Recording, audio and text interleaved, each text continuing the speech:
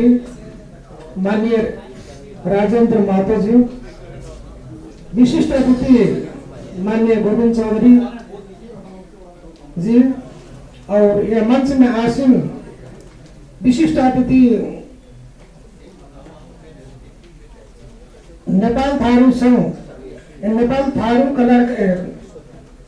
कल्याणकारी सभा के रूपन्देही के सभापति आदरणीय मित्र कमल नारायण चौधरी जी लगायत मंच में आसीन संपूर्ण नेतागण यह कार्यक्रम में आप लोग जो उपस्थित बन गए बा, आप सबके गोपाल सेवा समिति रूपन्देही के तरफ से जो आज के आयोजक साथी लोग जो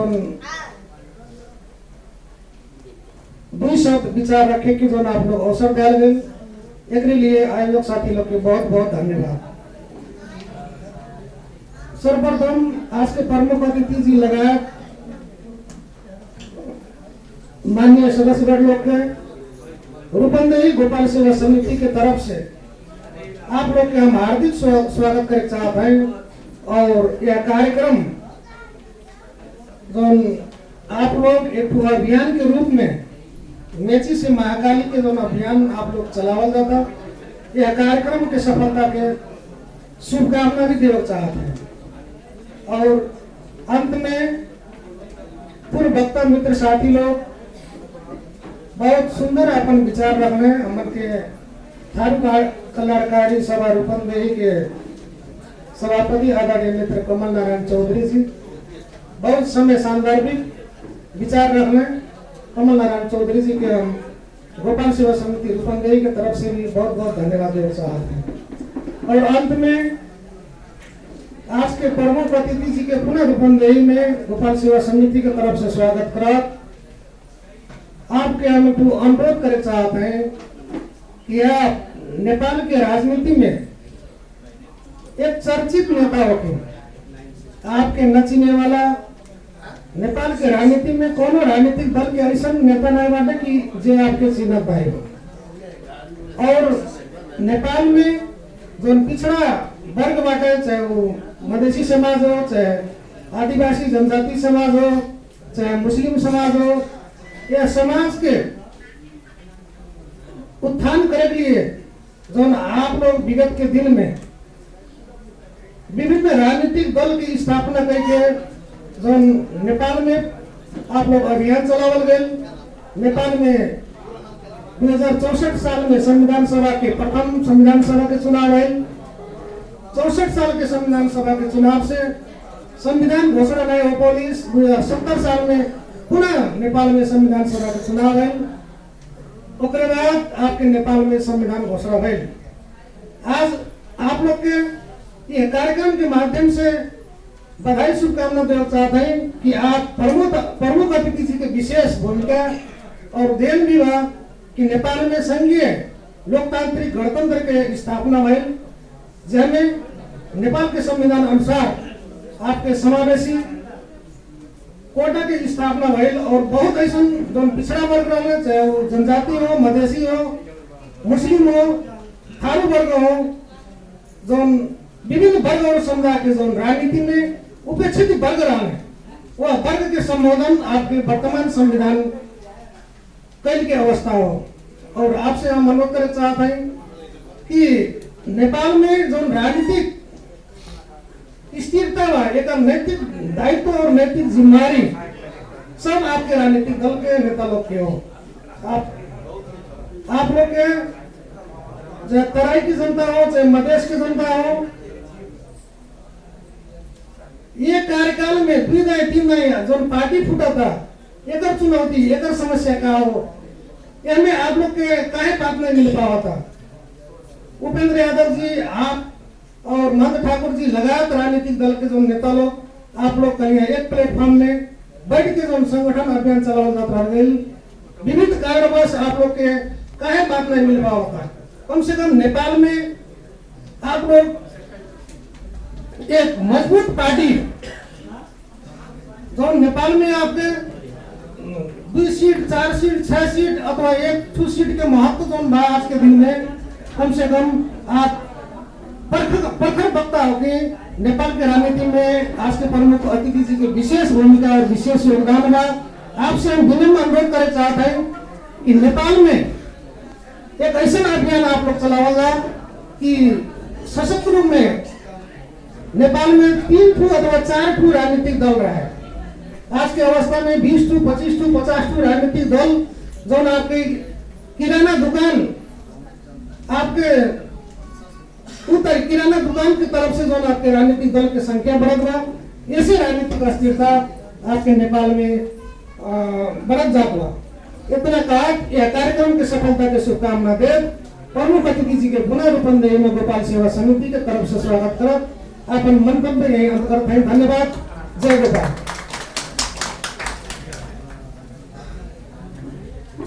धन्यवाद घोषक महोदय।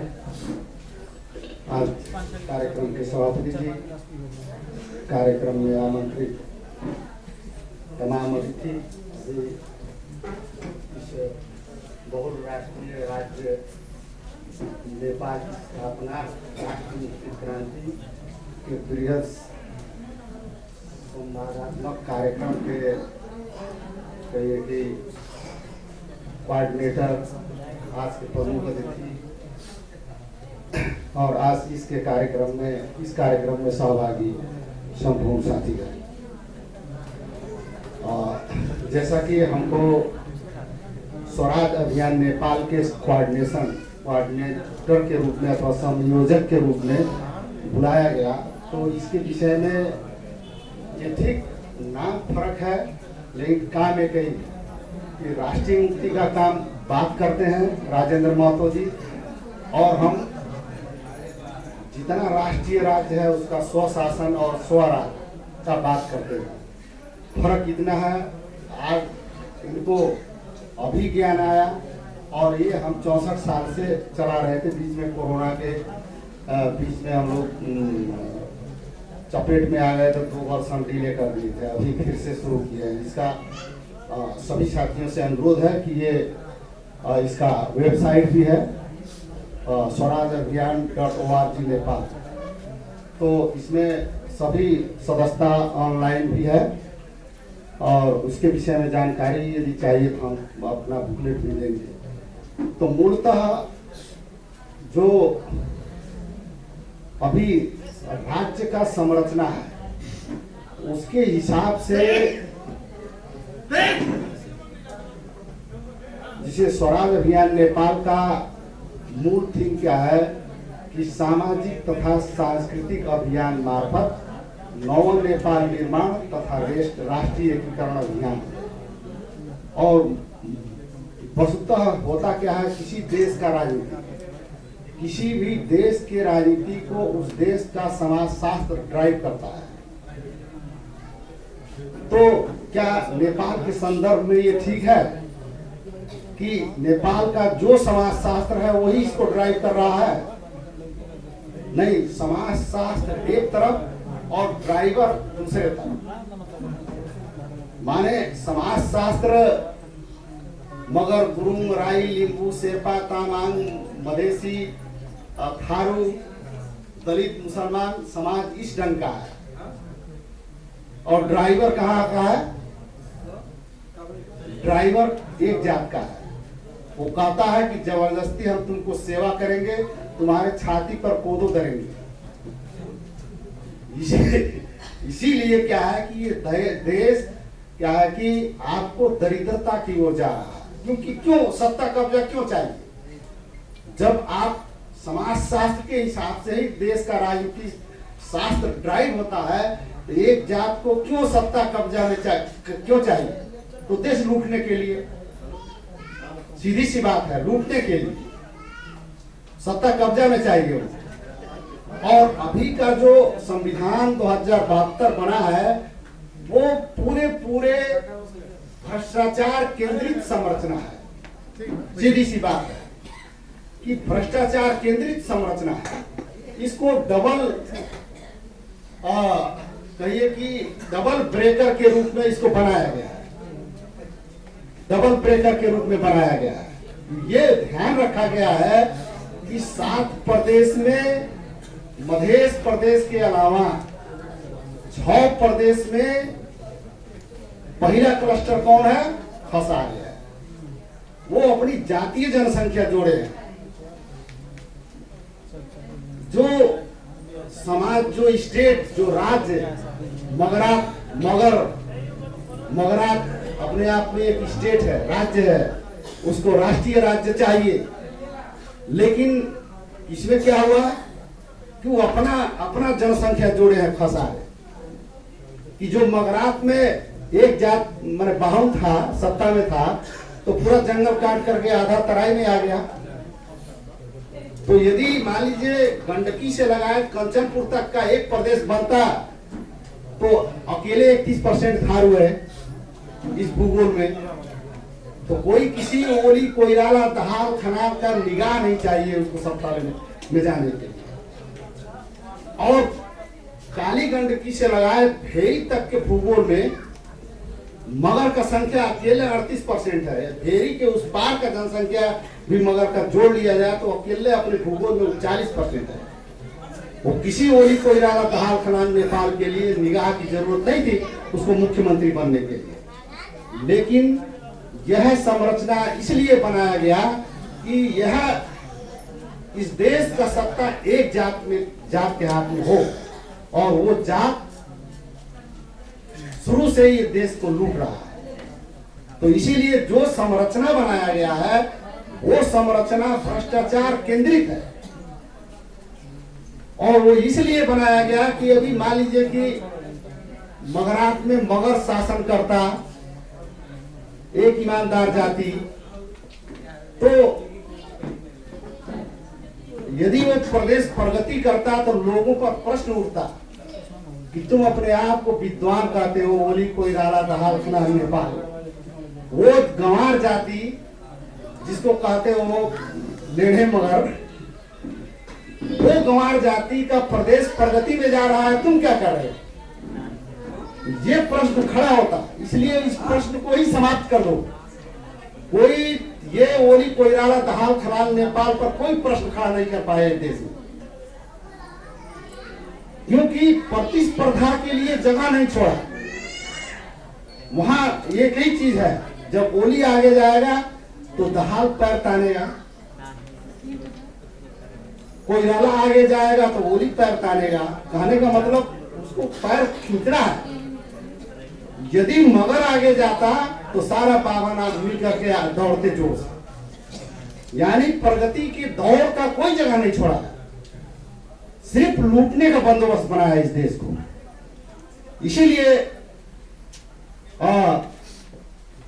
संघीयता अथवा स्वशासन क्या होता है कि प्रदेश का शासन स्वायत्त होता है, स्वशासन, और केंद्र का शासन साझेदारी शासन होता है। तो स्वशासन और साझेदारी शासन के हिसाब से ही देश का शासन सत्ता का संरचना होता है, और उस संरचना को किस ढंग से पूरा किया जा सकता है, किस भूगोल में किसका जनसंख्या है, कौन राष्ट्रीयता के रूप में डेवलप कर गया है, उसको जोड़ के रखना है। उसके हिसाब से शासन सत्ता को संचालन का व्यवस्था बनाना चाहिए। लेकिन नेपाल में ये बात नहीं है। आज जानते हैं ये प्रश्न तो उठता है, लोग कहते हैं कि लोक सेवा में दूसरा जात पास से नहीं होता है, तो सब एक ही जात पास हो जाता है, तो पास होना चाहिए। हमारे कहने का मतलब दिखाई भी तो देना चाहिए तू विद्वान है। वो दिखाई कहाँ दे रहा है?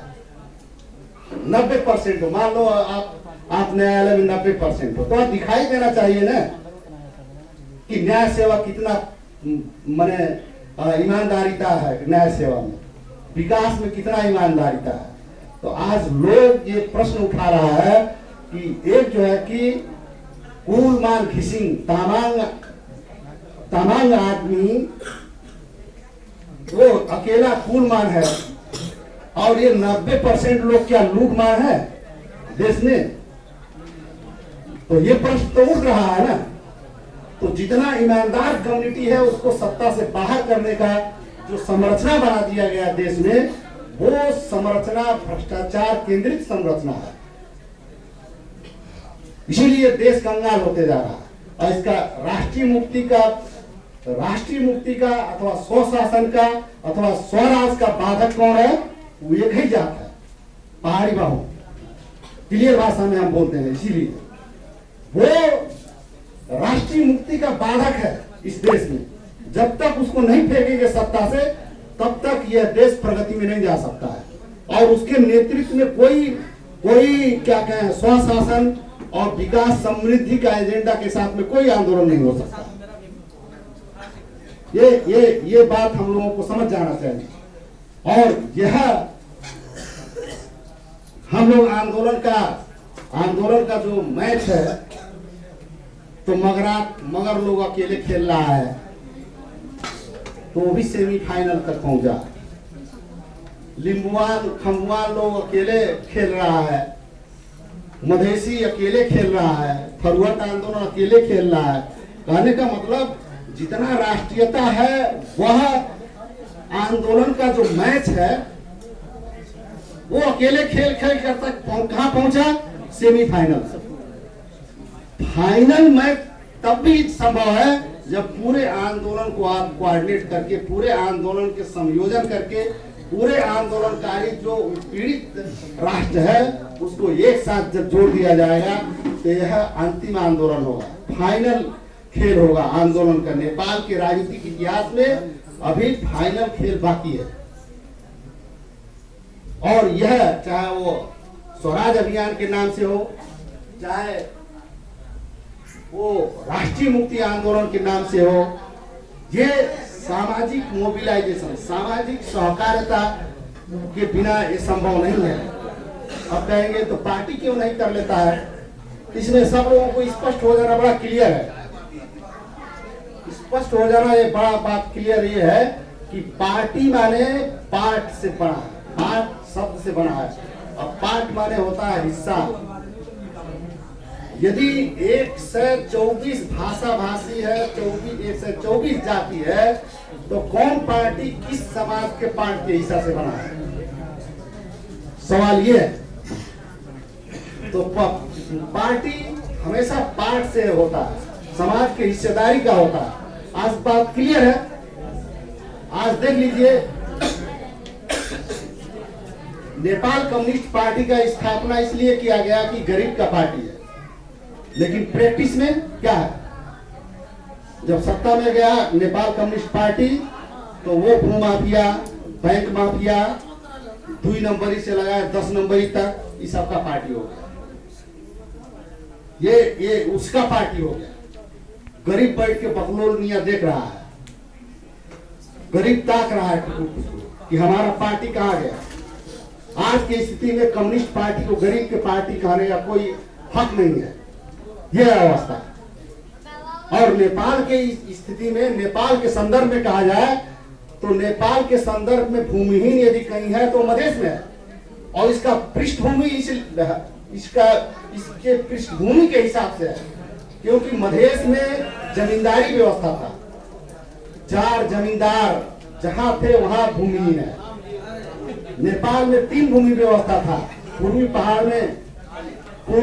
पहाड़ में कीपट व्यवस्था, और पश्चिमी पहाड़ में तालुकदारी व्यवस्था, मधेश में जमींदारी व्यवस्था। तो यहाँ जहां भूमिहीन है, जंगल जो कट रहा है उसमें उसका कोई हिस्सेदारी नहीं है। जो जहां भूमिहीन है उसमें जंगल जो कट रहा है उसमें कोई हिस्सेदारी नहीं है। वो अपने जात को लाकर बैठा रहे हैं और दूसरे को सांप्रदायिक कह रहे हैं। जब नेपाल सदभावना पार्टी पहले अस्तित्व में आया तो सभी कोली, कोइराला, दहाल, खनार नेपाल का सांप्रदायिक पार्टी। अब वो दिन आ गया है कि तुमको कहना पड़ेगा कि तुम्हारा पार्टी जातीय पार्टी है, बाहु का पार्टी है। उसके विरुद्ध में नेपाल को खड़ा होना होगा, तब इस देश में सुशासन आएगा, तब इस देश में समृद्धि आएगा, तभी इस देश का प्रगति होगा। क्योंकि पूरे संरचना को भ्रष्टाचार केंद्रित बना दिया गया। वो कब तक था कृषि प्रधान देश, आज नेपाल करप्शन प्रधान देश है। भ्रष्टाचार प्रधान देश है, दुनिया में 1 नंबर में है भ्रष्टाचार के रूप में। तो उसका वजह क्या है?